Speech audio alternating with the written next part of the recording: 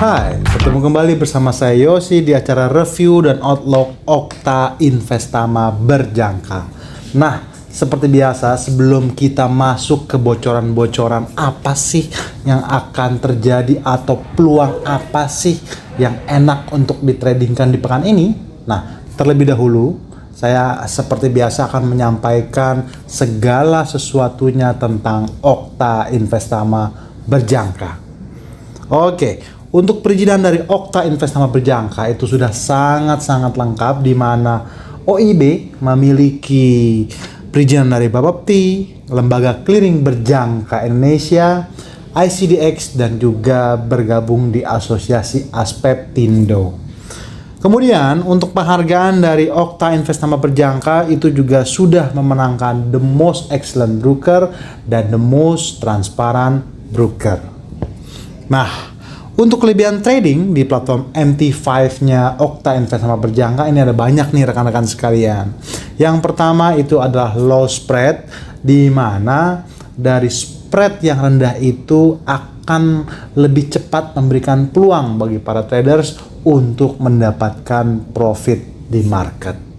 Kemudian low commission, charge komisi itu juga betul-betul minim dari platform MT5-nya Okta Investama berjangka. Kemudian free swap. Nah, bicara free swap ini nih merupakan unggulannya dari platformnya Okta Investama berjangka, dikarenakan sedari awal traders membuka account sampai dengan seterusnya itu betul-betul free swap. Kemudian proses withdrawal itu juga sangat cepat menggunakan jam umum bank lokal nasional. Dan yang terakhir, kita memiliki program yang namanya Okta Vaganza.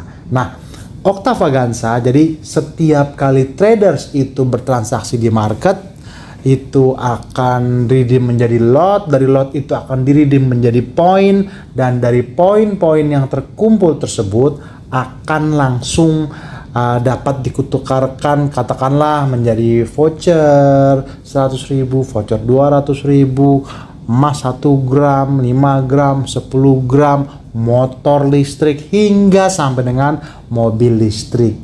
Dan kami tekankan sekali lagi ya, ini merupakan hadiah langsung, bukan diundi. Kemudian untuk media sosial Okta Investama berjangka itu juga ada banyak, ada www.okta.co.id. Kemudian kita juga memiliki Facebook, ada Instagram, ada YouTube channel, ada TikTok, kemudian ada Twitter. Tetapi kita bisa declare bahwa kami, Okta Investama berjangka, tidak menggunakan platform media sosial Telegram. Nah, sebelum kita masuk ke dalam materi, terlebih dahulu kita akan bicara mengenai disclaimer on. Jadi materi yang disampaikan bersifat informatif, untuk referensi, dan seterusnya. Oke, tanpa menunggu waktu lama lagi, kita akan mulai masuk ke dalam materi ya. Jadi di pekan kemarin, sedari sesi perdagangan Selasa itu ada klaim pengangguran untuk Inggris, yang mana untuk klaim penganggurannya terjadi peningkatan yang sangat signifikan dari level 10.1 ribu menjadi 26.700 ribu. Dapat dikatakan ini tidak bagus untuk pergerakan pound sterling, dikarenakan klaim pengangguran untuk Inggris itu bertambah. Kemudian untuk di sesi perdagangan Rabu itu ada pengumuman atau data inflasi daripada Amerika Serikat, inflasi konsumen, yang sesuai dengan ekspektasi para pelaku pasar mengalami peningkatan untuk inflasi year on year dari level 2,4% menjadi 2,6%. Sementara untuk core CPI month to month itu dirilis tetap di level 0,3% dan CPI month to month tetap dirilis di level 0,2%. Tetapi kalau untuk year on year yang tadi kami sebutkan di awal, inilah yang cukup unik, karena memang kalau misalnya bicara inflasi itu ya memang targetnya Fed sebetulnya biar bagaimanapun adalah di angka 2%. Nah, ini kita sama-sama lihat ternyata bukannya terjadi penurunan, malahan lagi-lagi kembali terjadi kenaikan. Inilah yang akhirnya menimbulkan retorika pasar yang bisa jadi untuk Fed cut rate atau pemotongan suku bunga daripada Amerika Serikat akan menjadi terhambat dikarenakan inflasi lagi-lagi kembali naik. Karena memang pemotongan suku bunga itu akan dilakukan secara cepat apabila inflasi itu memang betul-betul melandai atau mulai betul-betul menurun atau mulai betul-betul menyentuh level 2%. Jadi kita lihat tadi ini berada di level 2,6%. Kemudian untuk sesi perdagangan Kamis itu ada sepaket data tenaga kerjaan daripada Australia dari level 61.000 menjadi 15.000 atau employment change-nya itu bukannya semakin bertambah, malahan semakin menurun. Ini lagi-lagi juga memberikan kontribusi yang jelek untuk pergerakan Aussie terhadap USD atau Aussie dollar secara keseluruhan. Unemployment rate itu juga dirilisnya sama di level 4,1%. Nah, dapat dikatakan seiring dengan pound sterling yang tadi jelek, kemudian Aussie juga jelek, disitulah dapat dikatakan pada saat pekan kemarin Aussie terjadi penurunan, begitupun juga dengan pound sterling itu juga terjadi penurunan. Sementara untuk PPI daripada Amerika Serikat itu juga dirilis meningkat. PPI month to month dari level 0,1% mengalami peningkatan ke level 0,2%. Sementara unemployment claims itu sedikit menurun dari level 221.000 menjadi 217.000. Nah, disinilah dapat diartikan bahwa untuk pasar ketenaga kerjaan dari Amerika Serikat masih terbilang cukup panas, masih terbilang cukup oke, karena kalau dikatakan resesi, dampaknya tuh akan benar-benar terimbas kepada data klaim pengangguran atau data ketenaga kerjaan. Nah, sementara kita lihat ternyata klaim penganggurannya sedikit menurun walaupun inflasinya itu justru malahan meningkat. Kemudian di sesi perdagangan hari Jumat, disinilah ditambah sama pernyataan Powell yang melakukan pidato di Dallas jam 3 pagi dini hari di hari Jumat. Nah, inilah yang betul-betul juga mengejutkan pasar dikarenakan yang tadinya nih sentimen yang berkembang untuk mengenai Fed cut rate itu digadang-gadang akan dilakukan secara agresif, yang nanti dimulainya di bulan Desember, kemudian di tahun 2025 itu juga akan dilakukan secara agresif. Tetapi seperti kita tahu Donald Trump kemarin memenangkan 2 pekan yang lalu memenangkan kandidat sebagai Presiden Amerika Serikat yang selanjutnya untuk tahun 2025 sampai dengan tahun 2029. Nah, untuk kebijakan daripada Donald Trump sendiri, seperti kita tahu, kebijakan yang paling terutama itu adalah menguatkan dolar. Kebijakan yang kedua itu adalah perang dagang. Kebijakan yang ketiga itu adalah bagaimana caranya supaya Wall Street itu selalu berada di zona atas. Nah, kalau bicara dolar menguat, berarti tensinya atau pemotongan suku bunga daripada Bank Sentral Amerika Serikat itu akan menjadi tertahan. Nah, balik lagi nih, sesuai dengan apa yang disampaikan oleh Jerome Powell di sesi perdagangan hari Jumat dini hari kemarin. Nah, Jerome Powell akhirnya mengamini bahwa untuk pemotongan suku bunga daripada Bank Sentral Amerika Serikat tidak perlu dilakukan terburu-buru, bahkan cenderung untuk dilakukan secara berhati-hati. Nah, inilah yang akhirnya lagi-lagi di pekan kemarin menguatkan indeks US dollar selama 2 pekan berturut-turut pada saat pemilihan dan kemenangan Donald Trump, kemudian kemarin pada saat pernyataan Powell.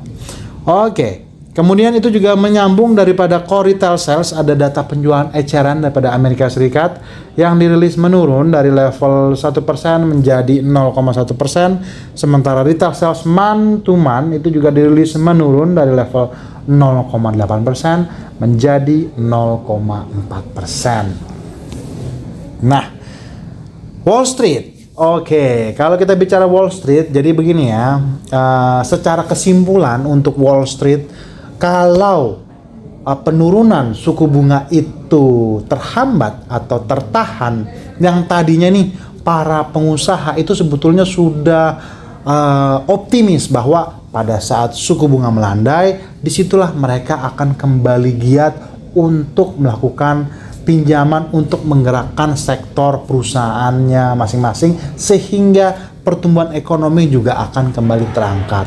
Tetapi retorika baru yang terjadi itu akhirnya malah melemahkan Wall Street, dikarenakan yaitu dia Fed cut rate-nya itu menjadi terhambat. Tetapi ya memang kalau dibilang lebih lanjut ya, informasi lebih lanjut, biar bagaimanapun ingat wacananya Donald Trump itu adalah secara jangka panjang.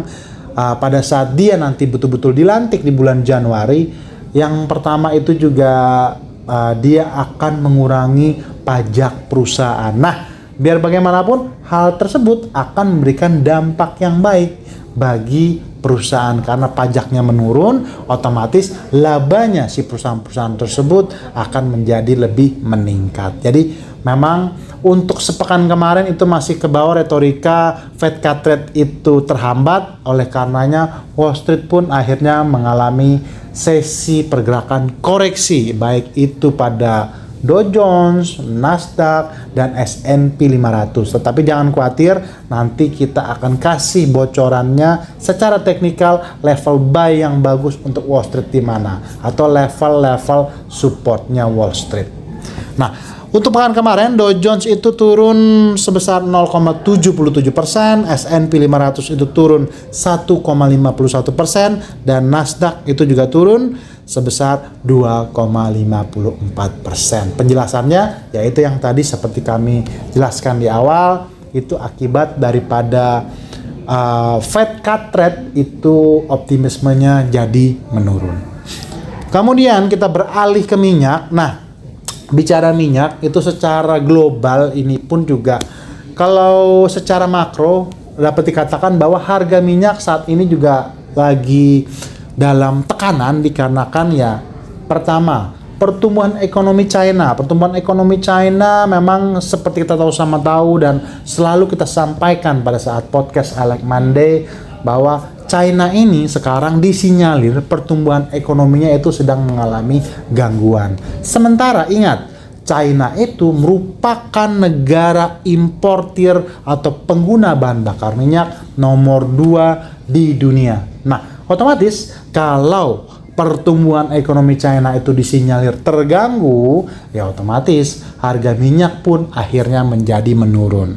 Itu yang pertama. Dan yang kedua, kalau bicara minyak, kemarin-kemarin ini produksinya itu banyak, baik dari negara anggota OPEC maupun negara-negara di luar daripada OPEC. Nah, lagi-lagi kami tekankan bahwa harga minyak memang pada saat ini sedang mengalami tekanan, tetapi level support masih berada di level 65 sampai dengan 60 untuk harga minyak. Nah, untuk sesi perdagangan kemarin, harga minyak Brent itu ditutup di level 71,04 per barrel atau turun sebesar 2,09%. Kemudian untuk harga minyak mentah Amerika Serikat telah turun sebesar 6% semenjak awal tahun hingga dengan sekarang.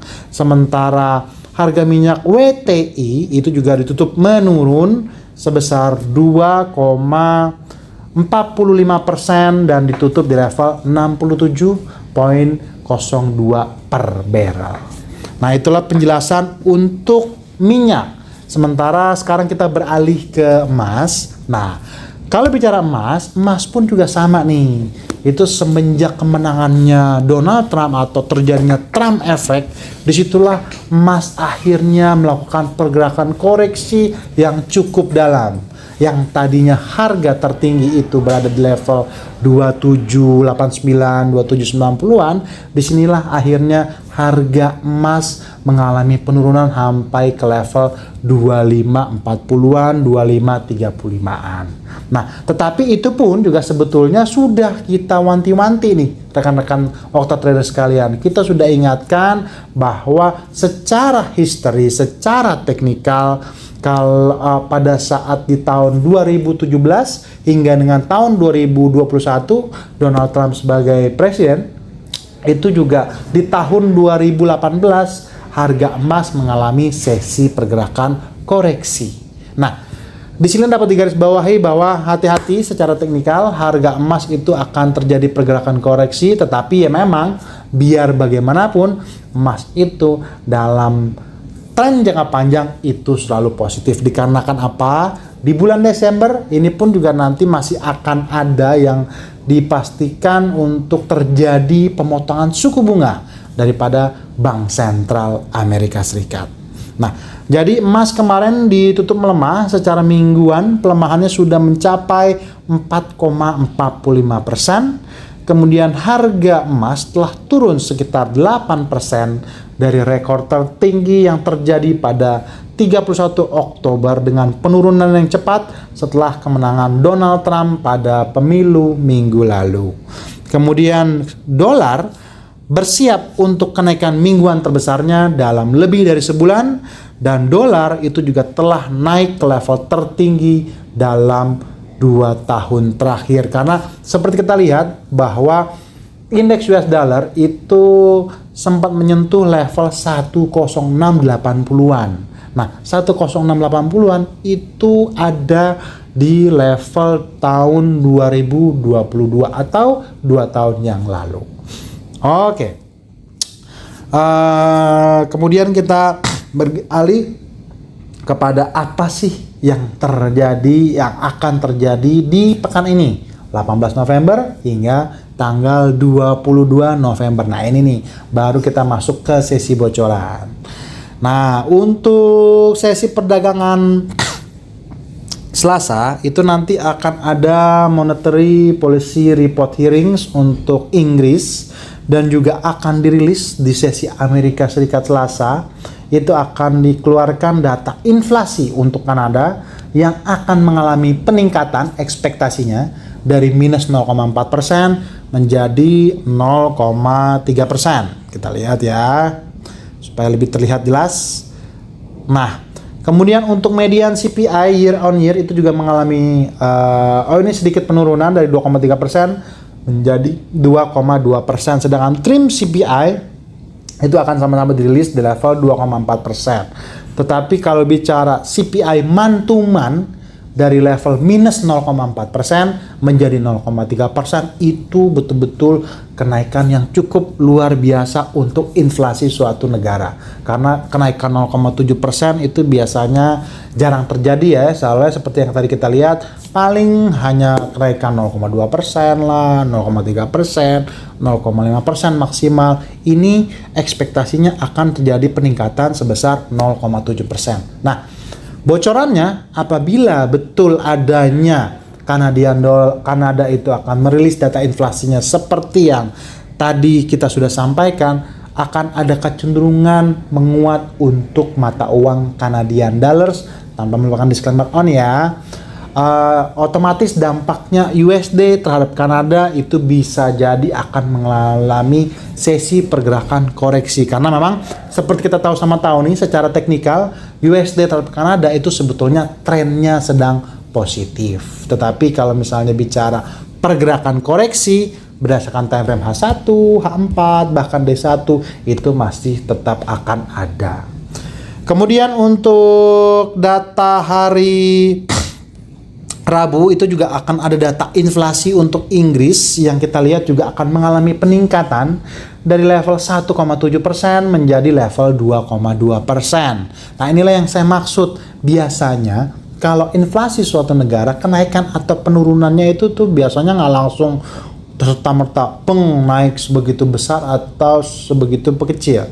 Untuk Canadian dollars itu tadi kenaikannya 0,7%. Nah, untuk Inggris ini kenaikannya sebesar hanya 0,5%. Tetapi biar bagaimanapun ini bisa akan dipandang untuk sementara waktu di sesi perdagangan hari Rabu. Bocorannya itu adalah akan menguatkan pound sterling. Nah, bicara pound sterling, ingat untuk platform MT5-nya Okta Investama Berjangka itu ada berbagai macam produk pound sterling, karena ada major currency, ada cross rate currency. Kalau bicara major currency, GBP terhadap USD, berarti ada kemungkinan hari Rabu GBP terhadap USD itu akan mengalami pergerakan rebound dikarenakan data inflasinya Inggris meningkat. Sementara GBP terhadap AUD, GBP terhadap Kanada, GBP terhadap Yen itu juga kemungkinan akan mengalami kenaikan rebound di sesi Eropa Rabu. Sementara euro terhadap GBP justru sebaliknya akan mengalami sesi penurunan di sesi perdagangan Eropa Rabu. Nah, itulah bocoran untuk hari Selasa dan bocoran untuk hari Rabu. Kemudian kita masuk ke hari Kamis.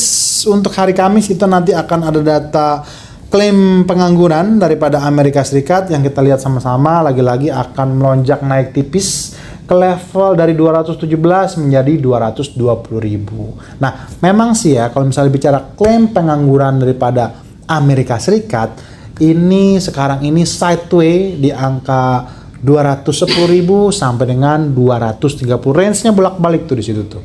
Jadi kalau misalnya ini mengalami peningkatan maka bisa jadi di sesi perdagangan Kamis akan sedikit terjadi koreksi untuk indeks US dollar atau greenback.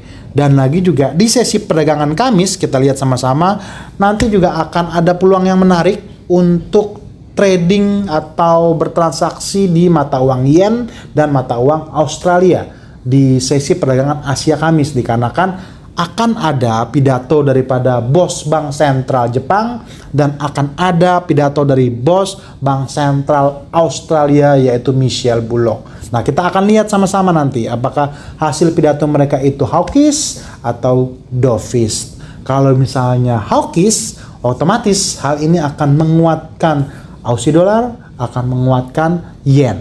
Tetapi apabila terjadi sebaliknya atau tensi pernyataan kedua bos bank sentral itu dovish, maka dapat dikatakan Aussie dollar dan yen akan kembali terkoreksi ke zona bawah.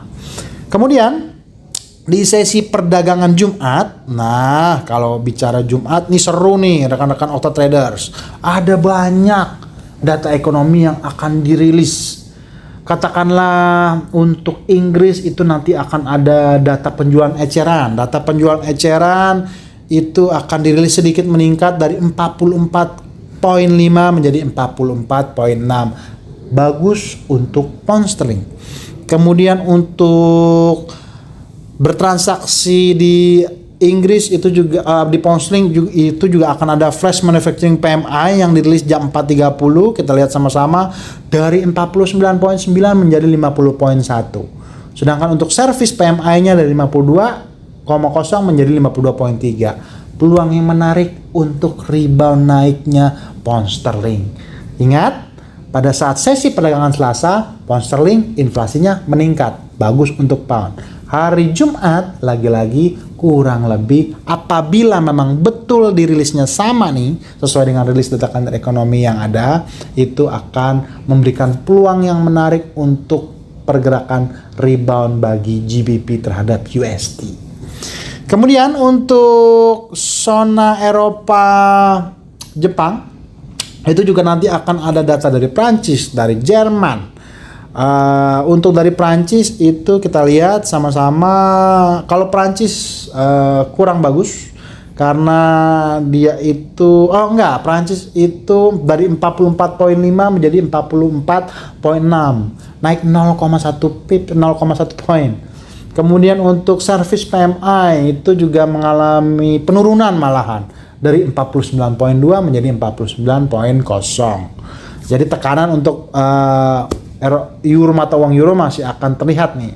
Sementara untuk Jerman itu dari 43,0 menjadi 43,1 untuk manufacturingnya itu akan sedikit bagus untuk euro, sedangkan service PMI-nya itu juga akan mengalami peningkatan 51,6 menjadi 51,8. Nah, 4 data untuk pergerakan euro, tetapi dari 4 data tersebut 1 dikatakan negatif, 4 dikatakan ya positif karena akan ada kenaikan tipis, walaupun tipis tetapi tetap naik ya. Jadi dapat dikatakan bahwa juga euro akan kemungkinan mengalami sesi pergerakan rebound di sesi perdagangan Eropa Jumat. Tetapi seperti biasa, kalau untuk angka tepatnya, untuk angka pastinya nanti akan diluncurkan trading plan signal untuk di broadcast lagi kepada rekan-rekan Okta Traders sekalian.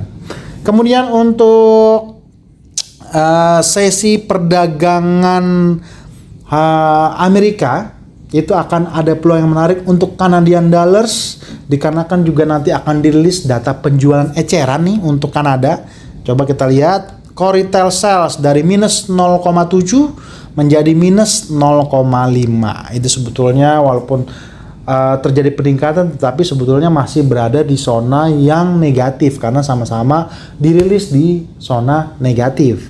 Kemudian retail sales untuk month to month itu juga malahan menurun dari level 0,4% menjadi 0,3%. Dan untuk manufacturing PMI Amerika Serikat itu juga akan dirilis beserta service PMI. Jadi untuk secara keseluruhan sepekan ini primadonanya untuk pergerakan market akan berada di hari Jumat. Kami ulangi, akan berada di hari Jumat dikarenakan ada data yang banyak untuk zona Uni Eropa, untuk Inggris, untuk Kanada, dan juga untuk Amerika Serikat secara keseluruhan. Oke, sekarang kita masuk ke bocoran secara teknikal. Nah, seperti biasa kita untuk Wall Street kita ambil samplingnya itu Nasdaq dan S&P 500. Dan juga sesuai dengan apa yang kita sudah sampaikan di Alek Monday Senin pekan kemarin, bahwa akan terjadi pergerakan koreksi dikarenakan adanya tensi untuk Fed cut rate yang mengalami hambatan, tidak seagresif seperti yang diperkirakan banyak orang. Jadi pada saat ini kalau bicara Nasdaq itu tertahan betul di level support 61.8. 61.8, bentar ya, itu ada di level 20515. Setelah bouncing itu langsung melakukan pergerakan naik daripada Nasdaq. Nah, level support berikutnya itu akan berada di level 2321, 20160 hingga 20007. Itulah yang merupakan level support untuk pekan ini bagi Nasdaq. Tetapi apabila ternyata dia bergerak naik, itu memang sesuai dengan patternnya. Tetapi kalau apabila dia itu terus meneruskan pergerakan koreksinya, level-level buy seperti yang kami sebutkan barusan tadi di 20321, 20160, 20007. Kalau yang terjauhnya itu di 19693. Sementara untuk S&P 500 ini juga sebetulnya tren naik, cuman sedang terjadi pergerakan koreksi, dan koreksinya itu tertahan di level support Fibonacci 50% yang kita sama-sama tahu berada di level 5887. Kalau terus melakukan pergerakan koreksi, level support atau area buy selanjutnya yang bagus itu berada di level 5848, 5800,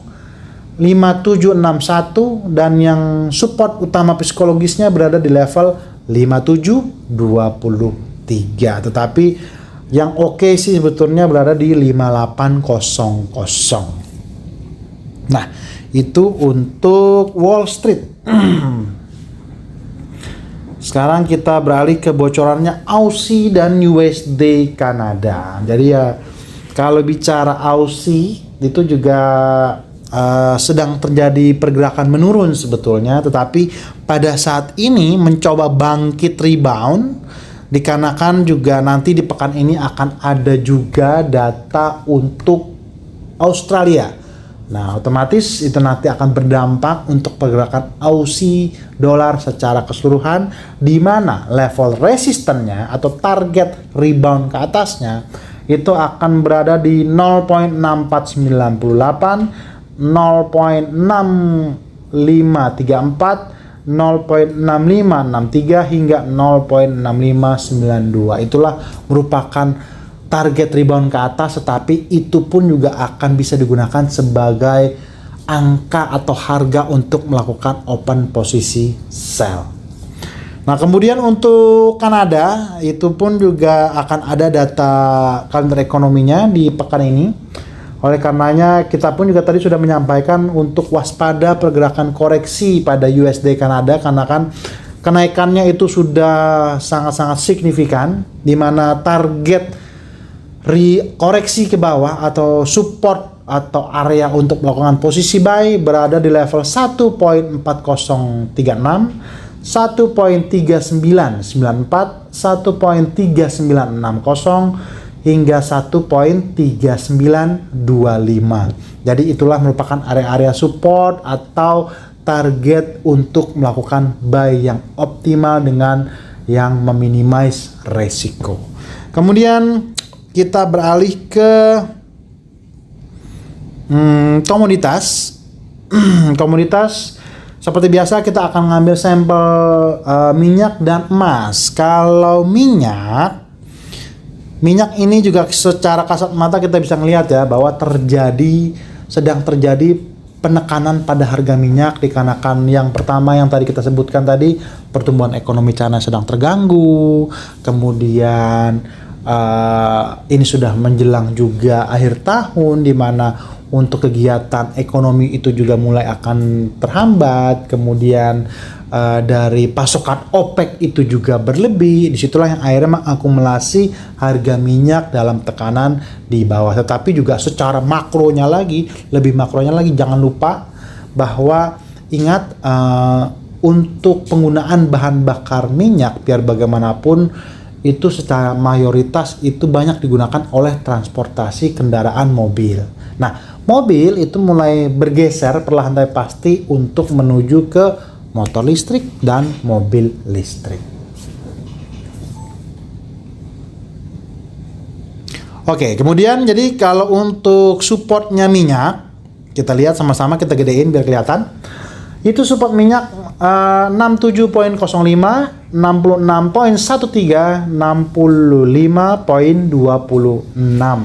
Sementara untuk level support lanjutan atau yang bagus untuk melakukan posisi buy berada di level 63.47, 62.36 hingga 61.47. Nah, sekarang kita beralih ke emas. Nah, emas nih.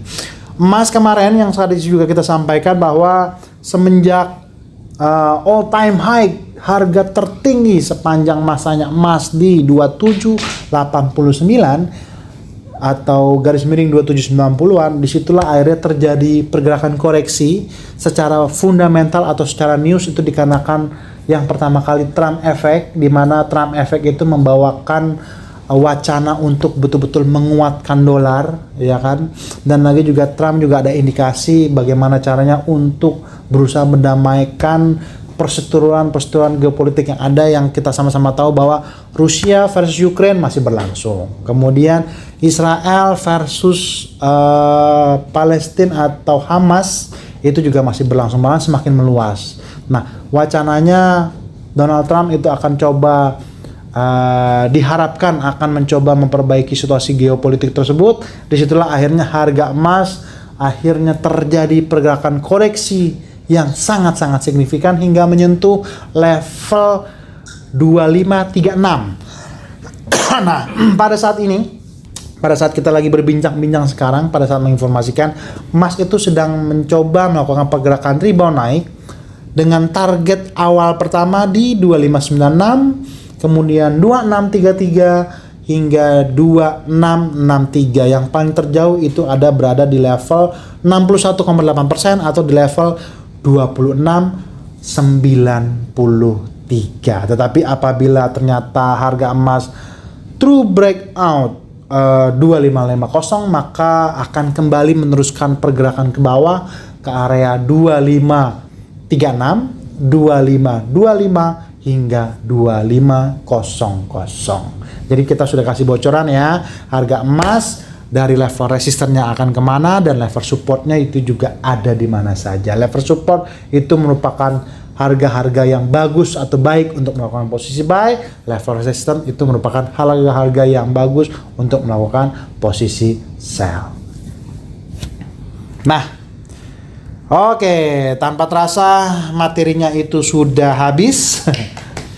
Nah, jadi walaupun sudah habis, kita tidak akan pernah bosan-bosan menyampaikan kepada rekan-rekan Okta traders sekalian bahwa pada saat di market selalu rencanakanlah terlebih dahulu tradingan Anda dan tradinglah betul-betul sesuai dengan apa yang sudah direncanakan terhadap market. Bersama Okta Investama Berjangka, bertemu kembali bersama saya Yose di pekan depan. Bye.